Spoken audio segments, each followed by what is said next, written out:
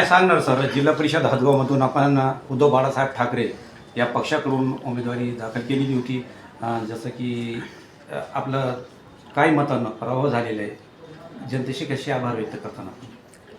जनतेचे मी पहिल्यांदा मनापासून आभार मानतो की एवढ्या धनशक्तीच्या समोर माझा मतदार झुकला नाही आणि जी ताकद माझ्या पाठीशी उभा केली जनतेने, निस्वार्थ आणि बिगर पैशाची ताकद होती.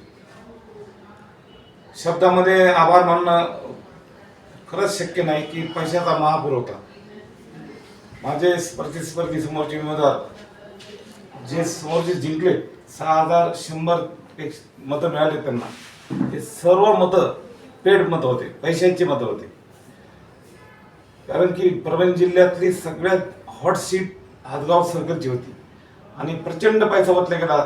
इथं एवढ्या पैशामध्ये विधानसभा जिंकली असती. 10 कोटीपेक्षा अधिक खर्च समोरच्या उमेदवाराचा झाला आणि माझ्यापाशी निव्वळ प्रेम करणारे आणि मतदारापर्यंत आम्ही काय कसलीच लालूच न देता माझ्यावर प्रेम करून सातत्याने माझ्यासोबत राहणारे कार्यकर्ते होते आणि समोर फक्त पैशाचा महापूर होता. मी जनतेचे खरंच आभार मानतो माझ्या मतदाराचे की माझा मतदार माझ्यासोबत राहिला, प्रामाणिक राहिला आणि त्याच मताच्या जीवावर मी 5677 का 78 मतं पडलेत मला. हे माझ्यावर प्रेम करणारे, माझ्या निस्वार्थ प्रेम करणारे लोक होते. पुढची काय भूमिका राहणार की राजकारणाच्या बाबतीत? नाही, आता ते माझ्या सगळ्या कार्यकर्त्यांशी आम्ही बैठक करणार आहे. बैठक करून जी मदत पक्षाकडून मला व्हायला पाहिजे होती ती माझ्या पक्षाकडून मला झालेली नाही. भविष्याचा काय निर्णय असेल तर माझे कार्यकर्ते जे निर्णय घेतील त्याच्यासोबत नक्कीच निर्णय घेणं काळाची गरज आहे. कारण आम्ही निस्वार्थपणे पक्षावर प्रेम करणार आहे. मी सुरेश ढगे जितक्या वर्ष, आज 30 वर्ष झाले मी पक्षामध्ये काम करतो. कुठली लालची पोटी काम केलं नाही.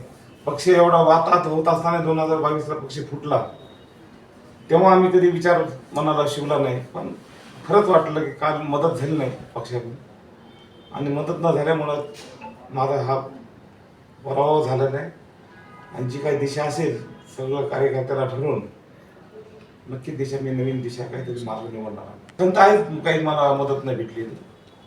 राहिला प्रश्न आता परत माझं जे माझ्या प्रेम करणार आहे जनतेसोबत, माझी जनता माझ्यासोबत आहे.